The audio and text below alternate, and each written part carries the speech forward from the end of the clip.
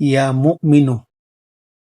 ইয়া মুমিনু যদি কোনো মানুষ 136 বার করে পাঠ করে, 136 বার পাঠ করার পরে সে তার শরীরের মধ্যে ফু দেয়, তাহলে কোনো জালিম দুশ্মন তার কোনো ক্ষতি করতে পারবে না, এটা মনে রাখবেন। শুক্রবার দিন জুমার নামাজের পরে রূপার পাতে অথবা রূপার আংটিতে খোদাই করে আপনি কোনো পরহেজগার লোকের মাধ্যমে এটা যদি করতে পারেন এবং হাতের মধ্যে ধারণ করেন সেই আংটি, তাহলে কোনো দুশ্মন আপনাকে কিছুই করতে পারবে না।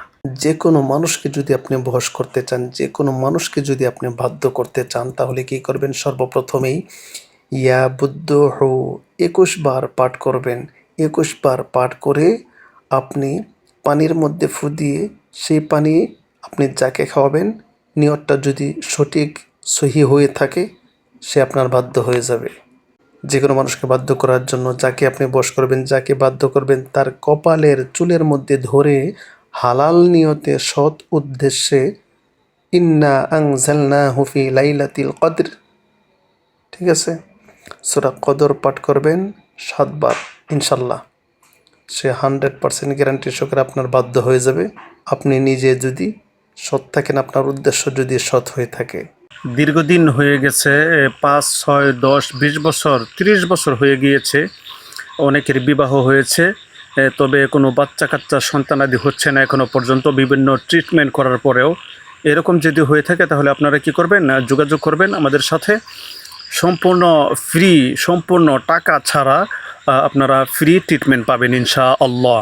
যাদের সন্তানাদি হচ্ছে না, বাচ্চা কাচ্চা যাদের হয় না, বিবাহ হয়ে গেছে অনেক দিন হয়েছে, তো আল্লাহ তাদেরকে বাচ্চা কাচ্চা দিচ্ছে না কোনো কারণবশত, তো আল্লাহ পাকের রহমতে আমি ফ্রি ট্রিটমেন্ট দিয়ে থাকি তাদের জন্য।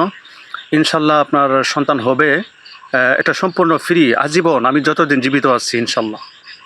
যে কোনো জিনের রোগীকে সুস্থ করতে হলে সর্বপ্রথমেই আপনি নিজে পাক পবিত্র হয়ে সূরা জিনের প্রথম 5 আয়াত একবার তেলাওয়াত করে পানির মধ্যে ফু দিয়ে সেই পানি রোগীর নাকে মুখে ছিটা দিবেন, দেখবেন ইনশাল্লাহ জিন চলে গিয়েছে।